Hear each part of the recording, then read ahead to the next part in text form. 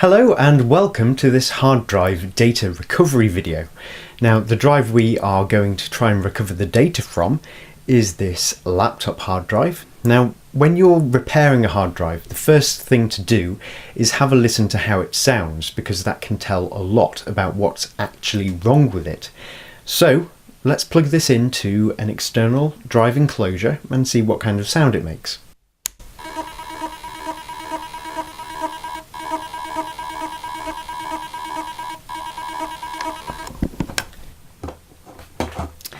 So, as you can hear, that does not sound very promising for our little hard drive.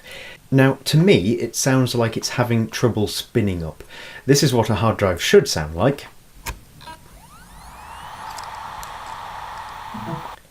And this clearly did not sound like that. So, what that says to me is that perhaps the motor has gone, but I think the more likely reason for it not spinning up is that the hard drive heads have gotten stuck on the hard drive platter, which is preventing it from starting to spin. So the first thing you can try is hit it sideways onto a table surface. You can try it whilst it's trying to spin up, because it can actually help to get the heads loose. But this can obviously cause damage. So I stress, only do it if you can't afford data recovery. So that's the first thing you can try. And if that doesn't work, what you can try doing is what this video is actually going to be about, which is opening the drive and moving the heads off the platters manually. So to open a drive, you need a set of Torx screwdriver bits and a screwdriver, obviously. So the first thing to do is just select a screwdriver bit that actually fits your screws. In most laptop drives this is T6, so that's the screwdriver bit I'm going to use. And then we can begin just to remove this top cover. Okay, so before we start opening this drive up, I must stress that if you're planning on doing this at home, that you are doing it under your own risk, because I'm not a hard drive technician or anything. I'm just sharing my experiences with opening up drives and restoring the data from them. Okay, so with that out of the way, let's begin opening this up. Now, you've probably heard that opening a drive in anything but a clean room causes the drive to be destroyed, basically. And there is kind of truth in this, but I'm not sure how much of it is true, because I think some of it is just sort of like scare stories spread by data recovery centres so that they get more sort of business.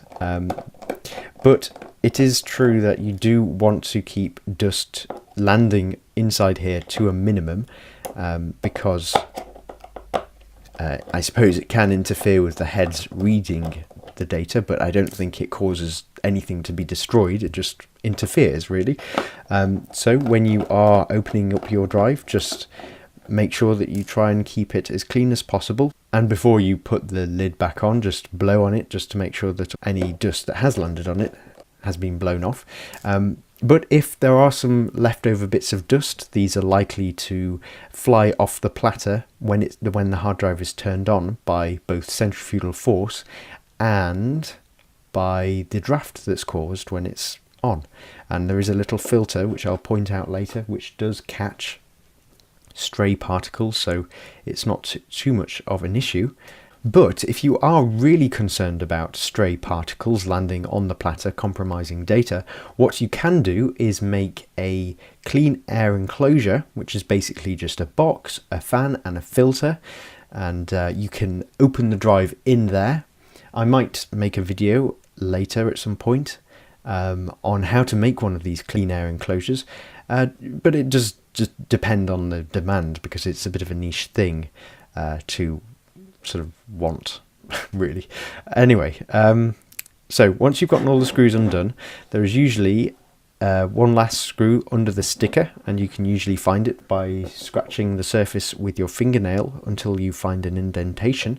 And then once you find it, you can stick your screwdriver through the sticker and undo it that way. So let's take a look, and if our theory was correct, the hard drive head should be on the platter, which it is. So as you can see, the hard drive head is in the middle of the platter, and it should actually be parked just here, which it clearly is not. So what we can try and do is manually push this into the parked position. So to do this, I'm going to use a little hook, which is actually just a dental thing, and what we need to do is just turn the hard drive platters whilst we are pulling on the head, just to reduce the stress. So always turn it counterclockwise, as that will ensure that you don't pull the heads underneath the actual head unit. So I'm just going to use the screwdriver, because there is a screw in the center spindle. So we can just turn this and pull on the head.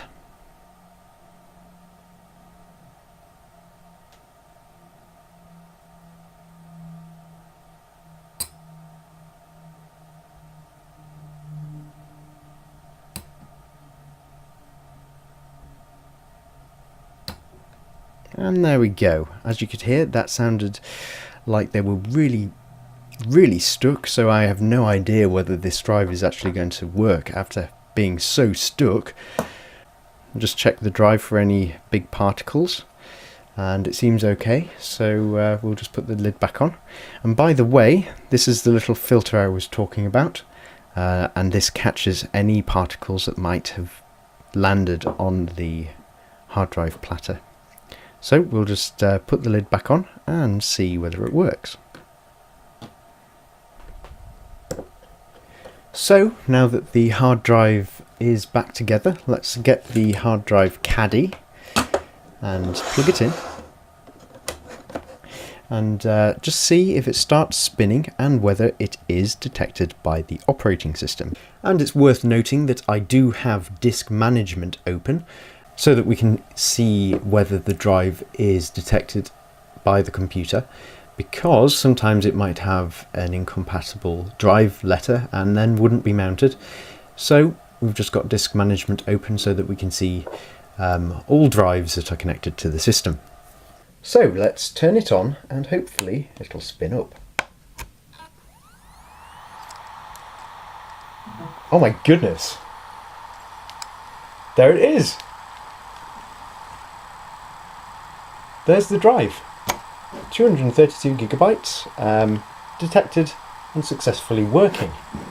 So we'll just add a drive letter to it, and hopefully all the data will be accessible. So I've just added the drive letter to one of the partitions, as you saw, and here are the files, all on that drive. So hopefully I'll be able to get all these off, but it does look like they are accessible. See, we can go into a desktop and everything, so I'll just start these transferring.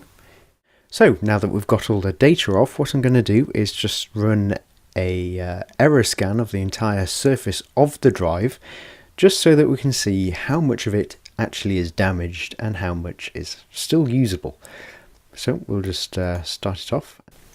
Right, so as you can see, the scan is detecting a few damaged, inaccessible sectors. Now, I think that these have been caused by the head actually making contact with the platters, rather than particles that were let into the drive, because it really was quite stuck. So I'm actually quite surprised it's not worse than this, but it's just worth noting that the percent of damaged blocks is only 2%, which means that even if it was 100% full, 98% of the data would be able to be recovered, which is it's a decent number. So I hope that if you have had the same issue with your hard drive, that this video has been somewhat useful in helping you to fix it. Now, good luck if you do attempt it, and remember that it is at your own risk. So I hope you've enjoyed this video, and if you are interested in DIY things, you can perhaps check out my channel and maybe subscribe if you think it's interesting enough. I'm Matt, and thank you for watching. Oh, by the way, in my next video I think I might try transplanting some hard drive platters just to see whether it works. So stay tuned for that. Okay, goodbye.